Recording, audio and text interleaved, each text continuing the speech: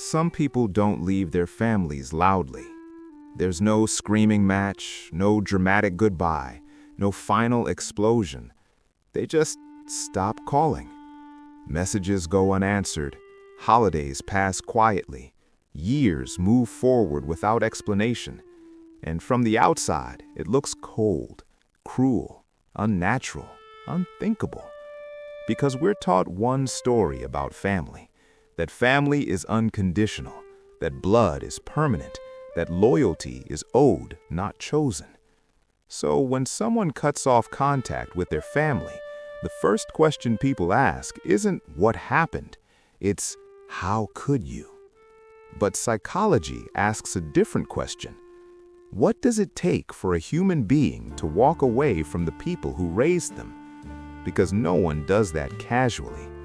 Cutting off family is not an impulsive decision.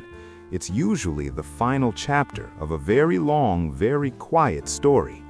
A story where someone tried everything else first. People imagine estrangement as rejection, but for most people, it begins as survival. Long before contact is cut, there is endurance, years of minimizing, years of explaining away behavior, years of telling themselves that's just how they are. Psychologically, this is called loyalty conflict. The child's nervous system is wired to stay attached to caregivers, even when attachment hurts. So instead of leaving, they adapt. They become smaller, quieter, more agreeable. They learn to swallow discomfort to preserve connection. And that works for a while, until the body starts to protest. Because the nervous system can tolerate pain, but it can't tolerate constant invalidation.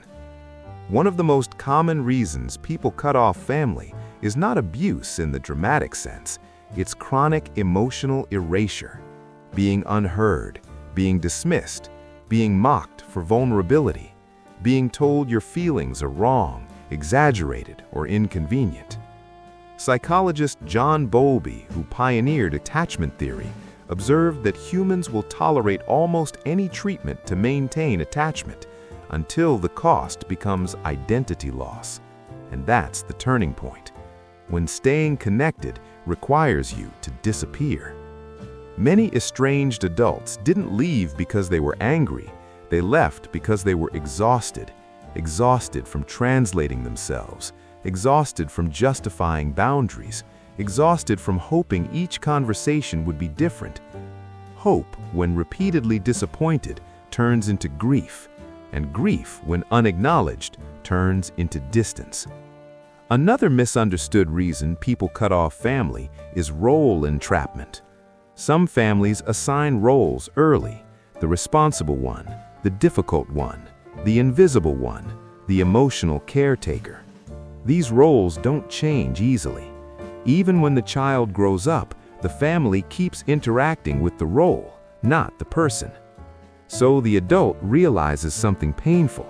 They're not being related to as who they are now. They're being managed as who they were allowed to be. And psychologically, that feels suffocating. Family systems theory explains that systems resist change. When one person grows, the system often pressures them to return to their old position, not out of cruelty, but out of stability. So when someone sets boundaries, the system reacts with guilt, with accusations, with emotional punishment. You've changed. You think you're better than us. You're breaking the family. Over time, the message becomes clear. Growth costs belonging. For some people, cutting contact isn't about anger. It's about choosing mental health over belonging. And that choice comes with an enormous psychological cost, because society rarely supports it. Estranged adults often grieve in silence. There's no ritual for losing a family that's still alive, no public sympathy, no clear language, just awkward questions. Are you visiting your parents? Why don't you call your sister? Family is everything, you know? Each question reopens the wound. So they learn to keep their story short or invisible. Another layer is trauma repetition. Some families don't feel safe emotionally, not because of constant conflict, but because of unpredictability. Affection one moment, criticism the next. Psychologist Judith Herman noted that trauma doesn't come only from harm, it comes from lack of repair. When hurt is never acknowledged, the nervous system stays on alert. So eventually, the adult stops returning to the environment that keeps them dysregulated, not to punish, but to breathe. People often assume estrangement is permanent, but psychologically, it's often provisional.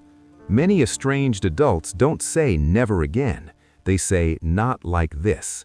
They are open to connection, just not at the cost of their sanity. But here's the painful truth. Sometimes families are unwilling or unable to change, and the adult child faces an impossible choice: stay and lose themselves, or leave and lose the fantasy of the family they hoped for. That grief is profound. It's not just losing people, it's losing the idea that one day things would finally be different. Many estranged adults struggle with guilt, even when the decision was necessary, because guilt is the emotional residue of early conditioning. The child learned your needs cause harm, your boundaries create pain, your absence is a betrayal. So even in safety, the nervous system whispers, you're doing something wrong. Healing involves separating guilt from responsibility. You are responsible for your behavior. You are not responsible for maintaining systems that harm you. Another misunderstood aspect is that cutting off family doesn't mean someone doesn't value family. Often it means they value it so deeply that they refuse to participate in a distorted version of it. They want connection with honesty, with accountability, with respect, not performance, not denial, not silence. Estrangement also reveals a deep psychological truth. Love without boundaries is not love, it's control. Healthy connection allows difference. Unhealthy connection demands sameness. So when someone walks away, they're often saying, I'm willing to be alone rather than untrue. And that is not weakness, it's psychological maturity. If you're someone who has cut contact with family and you feel conflicted, numb, or misunderstood, there is nothing abnormal about that. Estrangement is not freedom. It's grief with relief layered on top. You miss what could have been. You miss the version of them that existed in moments, but you don't miss how you felt consistently. And that distinction matters. If you're someone whose family member cut contact, this is difficult to hear. But estrangement is rarely about one incident. It's about patterns, and patterns only change when they're acknowledged. Silence doesn't heal on its own, neither does denial. Families heal when accountability replaces defensiveness, when curiosity replaces blame, when listening replaces control. Not every family can do that, and not every relationship can be saved. But understanding the psychology behind estrangement can replace judgment with empathy. Because people don't leave families they feel safe in. They leave environments that slowly taught them they weren't allowed to be fully human. If this video resonated with you, whether because you lived it, witnessed it, or are trying to understand it, I'd really like to hear your thoughts.